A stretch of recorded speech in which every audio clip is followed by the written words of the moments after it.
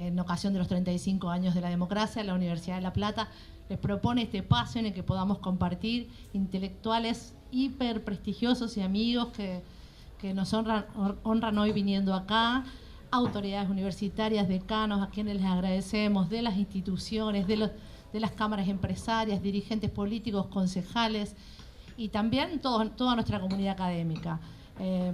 Para repensar un poco esta democracia, ver cuáles son las deudas y qué podemos construir juntos. Así arranca Preámbulos.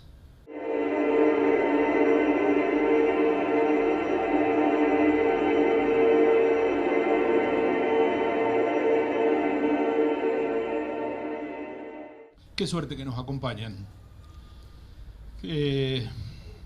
La universidad no va a resignar ni quiere perder estos espacios de reflexión, de debate, de disfrute, de poder aprender de nuestros intelectuales.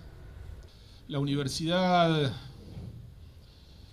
es un paradigma que para nuestra sociedad que pretende seguir siéndolo en esta condición de referencia de democracia, de ser una apología de la democracia, difícil, compleja, pero lo nuestro es cogobierno, es escuchar al diferente, al que piensa diferente. Somos todos diferentes en la universidad, somos un zoológico realmente complejo,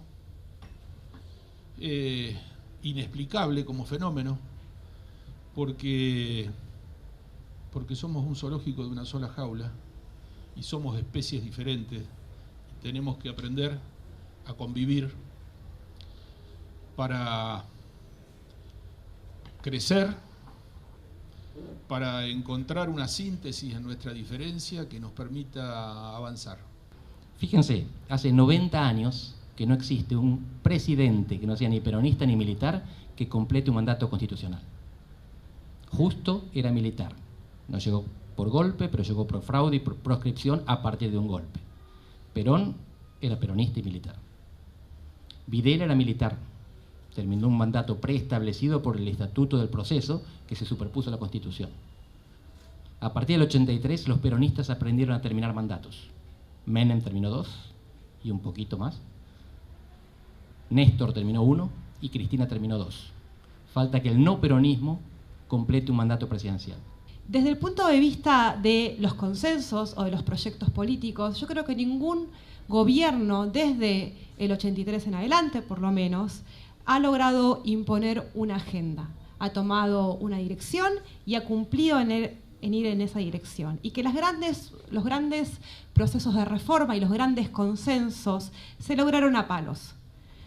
¿En qué sentido? El consenso con la democracia se logró para todos los sectores de la sociedad que se comprometieron con la democracia luego de la trágica dictadura del 76. Antes de eso, la democracia no era un régimen político con consenso generalizado. La primera cuestión que creo que atraviesa todo este periodo es una especie de tensión un poco a veces esquizofrénica entre una especie de demanda de ser un país normal y un cierto regocijo de ser un país raro.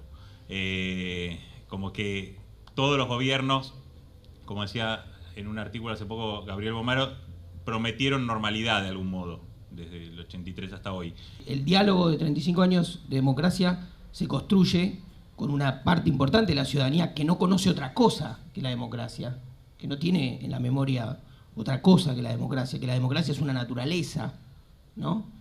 Entonces también podemos avanzar sobre otras imágenes que hacen a la construcción y que tal vez son más incómodas de ubicar. Pues yo pensaba, Alfonsín nos dio la democracia, pero hay una paternidad compartida, que es con Menem. La democracia enfrenta desafíos que hace mucho tiempo no enfrentaba.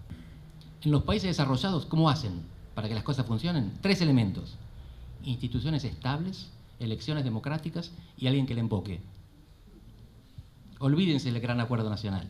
De vez en cuando hay pactos, esos pactos son procedimentales. Muy de vez en cuando incluyen algún contenido, algún gran acuerdo entre sindicatos y trabajadores, entre sindicatos y empresarios, siempre con orientación del Estado. En general no.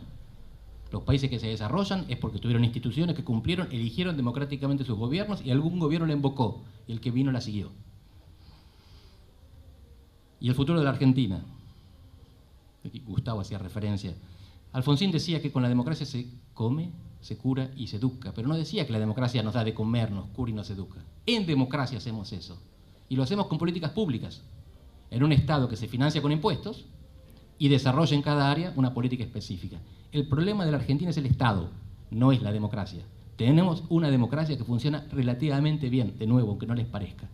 Comparen con el pasado, comparen con otros países. El problema es que el auto no tiene motor, entonces elegimos conductores que giran el volante y no van para ningún lado. El problema no son los conductores, hay que arreglar el auto, la cuestión impositiva, las políticas públicas. Ese es el debate y eso es en lo que hasta ahora nadie invoca. ¿Qué viene por delante? ¿A qué país nos parecemos más? ¿A qué sociedad somos los argentinos más parecidos?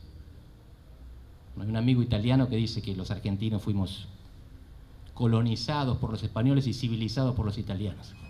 Este es el resultado. Y Mussolini decía que gobernar a los italianos no es difícil, es inútil. Seguimos así.